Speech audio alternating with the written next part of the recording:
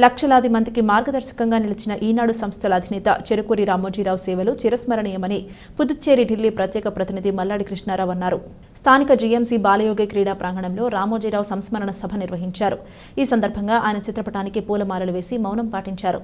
ఈ సభలో మాజీ మంత్రి మల్లాడితో పాటు యానాం ఛాంబర్ ఆఫ్ కామర్స్ గౌరవ కార్యదర్శి ఈలప్రోలు విష్ణువర్ధన్ రావు, సీనియర్ పాత్రికేయులు పోనుగుమట్ల విష్ణుమూర్తి, ప్రముఖ కవి దాట్ల దేవదానంరాజు మాట్లాడుతూ రామోజీరావు చేసిన సేవలను కొనియాడారు. ఈ కార్యక్రమంలో స్కై విజన్ అధినేత డివి రాజు, స్థానిక నాయకులు మల్లాడి శామ్యూల్, గిడ్ల చందర్రావు, పెండెం సూర్యప్రకాష్, దౌలూరిపతి, గౌరీశంకర్, ఉంగరాల వెంకటేశ్వరరావు, వివిధ ప్రాంతాల నుండి వచ్చిన పలువురు నాయకులు పాల్గొన్నారు.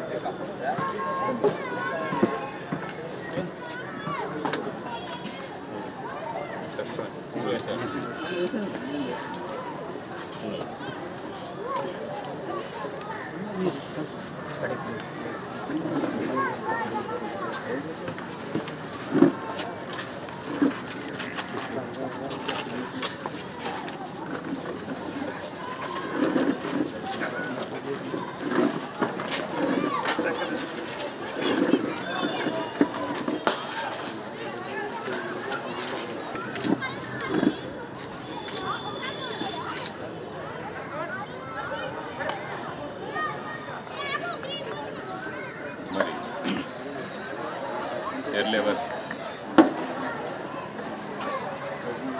చనిపోయిన విషయాన్ని టీవీలో ఫస్ట్ డే ఇవాళ కొత్తగా టీవీ ఆన్ చేసినప్పటికీ న్యూస్ పెట్టడం జరిగింది. నా ముందు మాట్లాడిన విష్ణుమూర్తి గారు కానీ, అలాగే విష్ణువర్ధన్ గారు, అలాగే దేవదాన్ రాజు గారు ఈనాడు సంస్థ గురించి రామోజీరావు గారు ఏ ఉద్దేశంతో అయితే మొదలుపెట్టారో, ఎంతవరకు తీసుకెళ్లారో అవన్నీ కూడా మనకి చెప్పుకున్నారు. నాకు తెలిసిన కొన్ని విషయాలు నేను మీ ముందు వారు సేవలు కానీ, వాళ్ళ వ్యక్తిత్వం, అతని వ్యక్తిత్వం కానీ కూడా 2-3 విషయాలు మీతో నేను షేర్ చేసుకోవాలనుకుంటూ ఉన్నాను. రైతుల కోసం అన్నదాత అన్నదాన్ని మొదలుపెట్టింది. అలాగే ఈ రైతుల కోసం ఏమేమి పంటలు ఏ విధంగా అన్నది మనం టీవీ ఆన్ చేస్తే ఫస్ట్ వచ్చేది అన్నదాత. ఆ సాంగ్ కానీ దాని గురించి కానీ అది మొదటగా నేను చూడడం జరిగింది. అలాగే వారు నేను ఆంధ్రజ్యోతి రాధాకృష్ణ గారితో కానీ, అలాగే ఎన్టీవీ నరేంద్ర చౌదరి వారితో కానీ, TV5 మూర్తి గారు, మిగతా అన్ని సంస్థలతో అందరితోటి నాకు 1-to-1 చాలా సందర్భాల్లో మేము కూర్చొని మాట్లాడేది అన్నీ కూడా ఉన్నాయి. కానీ ఎక్సెప్ట్ రామోజీరావు గారిని నేను కలవలేకపోయాను జీవితంలో. ఇక్కడ 2-3 చెప్పారు, విష్ణుమూర్తి గారు లేకపోతే మిగతా వాళ్ళు మరి ఎవరైనా కలలేదు, కానీ కలిసే అంత అవకాశం కలవలేదు. అంటే మన స్టాండర్డ్ అతను మీట్ అవ్వడానికి సరిపోదని చెప్పేసి అనుకున్నాను. వారు 74లో అని అంటే పేపరు చదవాలి అని అంటే అప్పుడు ఈనాడు పేపర్ చదివేది మేము వచ్చేటప్పుడు 1981 నుంచి పేపర్ అప్పుడప్పుడు చూడడం చదవడం.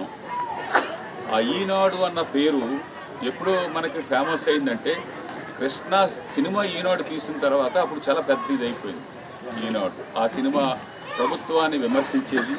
అలాగే ఈనాడు సినిమా వచ్చిన తర్వాత ఈనాడు పేపరు దానికి ముందు వచ్చినా కానీ ఈనాడు దాని మీద ఆ లైన్లో వెళ్ళడం జరిగింది. 74 నుంచి వారు అప్పుడు పరిపాలన చేస్తున్న కాంగ్రెస్ ప్రభుత్వం మీద దాని మీద పోరాటంగాను ఒక కమ్యూనిస్టు భావాలతోటే వచ్చినట్టుగా నాకు ఇవన్నీ కూడా నేను అతని గురించి కొన్ని సందర్భాల్లో విన్నది చూస్తే 20 సంవత్సరాలు దగ్గరగా ఎన్టీ రామారావు గారిని ఆ రోజుల్లో మనం టీవీలో చూడడానికో ఇది కాదు, గెడ్డం తీసుకున్నారు, అక్కడ స్నానం చేస్తున్నారు, రోడ్డు మీద భోజనం చేస్తున్నారు అన్నది ఈనాడు పేపర్లో ఆ ఫోటోలు అన్నీ కూడా చూసి ఇవన్నీ ముందు మాట్లాడేస్తారేమో, నాకు ఈ పాయింట్లు ఉండవేమో అనుకున్నాను నేను ఇవన్నీ కూడా. కానీ ఇవన్నీ కూడా ఆ రోజుల్లో మనకి ఆ విధమైన అవకాశం లేదు కాబట్టి అవి చూసి ఎన్టీ రామారావు గురించి ఒక సినీ యాక్టర్ కాదు, ప్రజల్లోకి వస్తున్నాడు అన్నది ఈనాడు టేకప్ చేసి అప్పుడుండే కాంగ్రెస్ ప్రభుత్వం మీద ముఖ్యమంత్రుల్ని మార్పులు చేసేస్తుంటే, సంవత్సరానికి 6 నెలలకు ఒక్కొక్కరు మార్పులు చేస్తుంటే అది ప్రజల్లోకి తీసుకొచ్చి తెలుగోడు ఆత్మగౌరవం దెబ్బతింటుందని మొదలుపెట్టింది రామోజీరావు గారని నేను పూర్తిగా భావిస్తూ ఉన్నాను. వృత్తి చూస్తే నాలాంటి సీనియర్కి కొంచెం బాధాకరం అనిపిస్తుంటుంది. పాపం మా విలేకరులు పనిచేస్తున్నారు, వాళ్ళ యాజమాన్యం గుర్తించట్లేదు, ప్రభుత్వం గుర్తించదు, ప్రజలు కూడా ఎలవాయా అన్నట్టు గుర్తింటారు. ఎందుకు ప్రజలకు కూడా విలేకరులు అంటే బాబాయ్ ఇది రాయగలరు, రాతే ఏదో ప్రభుత్వం చేస్తుంది అని భయం కూడా లేదు, విలేకరుల పట్ల భయం లేదు. కానీ నేను చాలా గొప్ప జీవితం అనుభవించాను ఒక విలేకరుగా. తాళరేవు సమితిలో మీటింగ్ జరిగితే విలేకరుగా బూర్బాబు ఉన్నాడు, ఇక్కడ బూర్బాబు ఉన్నాడు. సమితి మీటింగ్ జరిగితే సమితిలో స్టేజ్ మీదే విలేకరు గారికి కుర్చీ వేసేవారు. తర్వాత ఎక్కడికైనా తీసుకెళ్ళాలంటే బీడువా గారు వచ్చి ఇంటికి వచ్చి మా యానం నా ఇంటికి వచ్చి అంబేద్కర్ నగర్ నన్ను ఎక్కించుకొని ఆ సమావేశాన్ని తీసుకెళ్ళేవారు. అంత గొప్పగా ఉండేది. అంతేకాకుండా నేను తర్వాత ఇండియన్ ఎక్స్ప్రెస్, ఆంధ్రప్రభ, ఆంధ్రజ్యోతి పేపర్లో కూడా పనిచేసాను. ఆ రోజుల్లో పెద్ద ఎడిటర్లు వాళ్ళు మహానుభావులు వాళ్ళందరితో ముఖాముఖిగా మాట్లాడి వారందరితో మేము ఏదైనా వార్తలు పెడితే ఇది ఎందుకు పెట్టమని దెబ్బలాడి వార్తలు వేయించేవాళ్ళం. నేను కొంచెం క్రిటికల్గా ఉందయ్యా ఇది ఎందుకు అంటే లేదండి ఇది వెయ్యాలి అని అలాగా దెబ్బలాడి చేసేవాళ్ళం. కానీ ఈరోజు జర్నలిజం కొంచెం డైల్యూట్ అయింది. మా జర్నలిస్ట్ మిత్రులు ఇంకా జర్నలిజం అంటే ఏదో తెల్లగట్టు మీద నలక్షణం కాదు.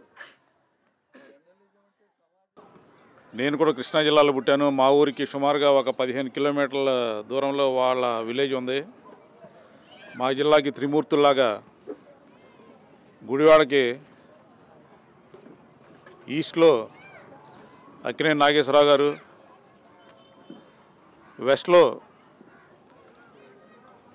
ఎన్టీ రామారావు గారు, సౌత్లో రామోజీరావు గారు, వీరు ఎంతో క్రమశిక్షణతో వైవిధ్యమైన పాత్రలు పోషిస్తూ సమాజం మెప్పు పొంది ఈరోజు మనందరినీ ఒక చోట కూర్చోబెట్టి వాళ్ళని సంస్కరించుకునే వాళ్ళని మనం సంస్కరించుకుంటూ వారికి నివాళులు అర్పించగలిగే భాగ్యం నాకు కల్పించినందుకు నేను పర్సనల్గా చాలా గొప్పగా ఫీల్ అవుతున్నాను. వారి గురించి 2 ముక్కలు చెప్పడానికని. రామోజీరావు గారు చరిత్ర చాలామంది చాలా రకాలుగా చెప్పారు. నా దగ్గరికి వచ్చి ఒక ఆయన చెప్పాడు, నేను వెళ్ళి ఆయన దగ్గర సూట్ కోసి ఉద్యోగం వస్తే చాలు, నేను ఆయనతో దగ్గర నుంచి ఎంతో నేర్చుకోగలనని చెప్పేసి మా తరంలో ఉన్నవాళ్ళు చాలామంది ఆ కోరికను ఎక్స్ప్రెస్ చేశారు నాకు.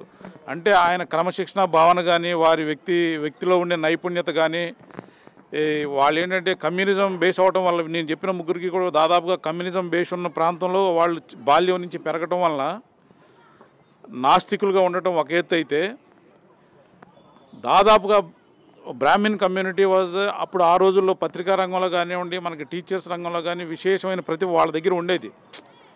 వాళ్ళ దగ్గర నుంచి వీళ్ళు కొంత నేర్చుకుని పౌరహిత్యం చేసి కూడా, కమ్మవాళ్ళు కూడా పౌరహిత్యం కూడా చేసి పెళ్ళిళ్ళు చేసి అంత స్థాయికి ఎదిగి ఏ రంగాన్ని పట్టుకున్నా సరే ప్రాథమికంగా డిసిప్లిను, ఏ వృత్తిలో ఉన్నామో ఆ వృత్తి మీద కంప్లీట్ అవగాహనతో ఉండటము, ఒక టీమును ఏర్పరచుకోవటము, వాళ్ళ మీద వాళ్ళు ఎంత శ్రద్ధ పెట్టుకున్న వాళ్ళ టీం మెంబర్స్ మీద కూడా అంతే శ్రద్ధ పెట్టి వాళ్ళంత గౌరవించి, ఇప్పుడు మన విష్ణుమూర్తి గారు చెప్పినట్టుగా నేను ఒక సంస్థలో పనిచేశానంటే నా పేరు చెబితే ఆ సంస్థకి మళ్ళీ ఎవరైనా వస్తే వాళ్ళు గౌరవించేటట్టుగా ఉండాలి. ఆ స్థాయిలో ఆయన జర్నలిజాన్ని కానీ అభివృద్ధి చేసి ఎట్ ది ఏజ్ ఆఫ్ 87 భగవంతుడికి ఎవరికైనా ఆయుష్ ఇస్తాడు. ఆ రకంగా ఆయన ఆ త్రిమూర్తుల్లో మూడో వాడిగా ఆయన కూడా వాళ్ళిద్దరి దగ్గరికి వెళ్ళిపోయాడు. ఈరోజు చాలా బాధాకరమైన విషయం. వారి మరణానికి నా ప్రగాఢ సానుభూతిని తెలియజేస్తూ నా అభ్యర్థన మన్నించి మీరందరూ వచ్చేసేసి ఆయన సంస్కరణలో పాల్గొన్నందుకు మరొకసారికి మీ అందరికీ ధన్యవాదాలు తెలియజేస్తూ నమస్కారం అండి.